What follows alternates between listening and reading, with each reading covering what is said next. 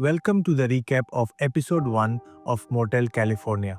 The episode begins with a young girl, Kang-hui, being teased by other kids in the woods. Despite their taunts, Kang-hui stands firm, shielding her friends. Just as she predicted, lightning strikes a tree near one of the bullies, leaving him stunned. Little Kang-hui smiles knowingly. The scene shifts to a store where Ji Chen-pil, a middle-aged man, is enjoying a meal by the window. A younger man, Yeon-su, joins him. Chen-pil hands Yeon-su an envelope filled with cash, instructing him to give it to Kang-hee. After some persuasion, Yeon-su agrees and Chen-pil leaves to meet someone. Yeon-su plans to meet friends but gets a call from Kang-hee.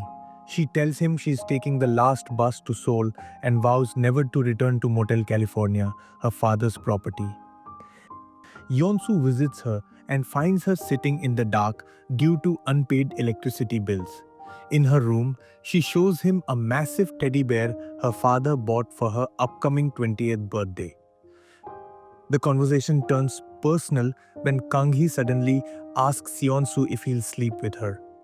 Despite her promise to leave, she wants to share this intimate moment with him before she goes. Their internal thoughts reveal her desire to escape being different and his deep affection for her.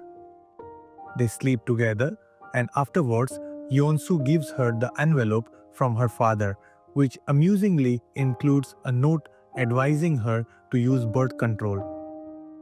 The next morning, Yeon-su takes Kang-hee to the bus station. Before leaving, she asks him to sell the teddy bear to care for their pregnant cat, Charlie. She also leaves him a soda can with a small house drawn on it as a parting gift. Fast forward to 2023. Ye Yeon-su, now a veterinarian, helps a cow deliver a calf. A farmer offers to set him up with someone, but Yeon-su declines, saying he already has someone in Seoul. Meanwhile, Kang-hee works at a construction site. After being mocked by her manager for being weak and having a degree from a less prestigious university, she stands her ground, ultimately flipping him off and quitting. As Kang-hee leaves, a woman named Hwang Jung-gu approaches her. Jung-gu, a site manager at a company called Moment, recognizes Kang-hee's potential and invites her to interview at their office. Despite Kang-hee's disillusionment after repeated rejections, Jung-gu's persistence convinces her to give it a shot. At Moment, Kang-hee faces rude treatment from the receptionist who gossips about her. Initially discouraged, she sees a vision of Yeon-su, which gives her the strength to return and confront the receptionist.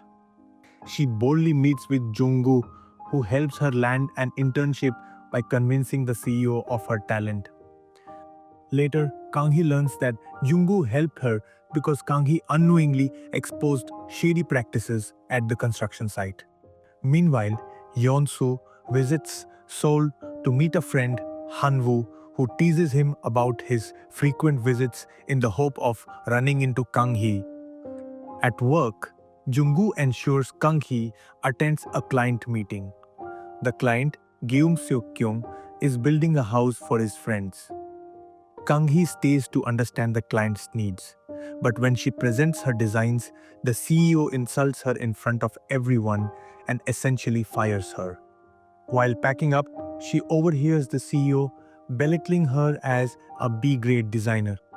Enraged, she confronts him, yells, and storms out.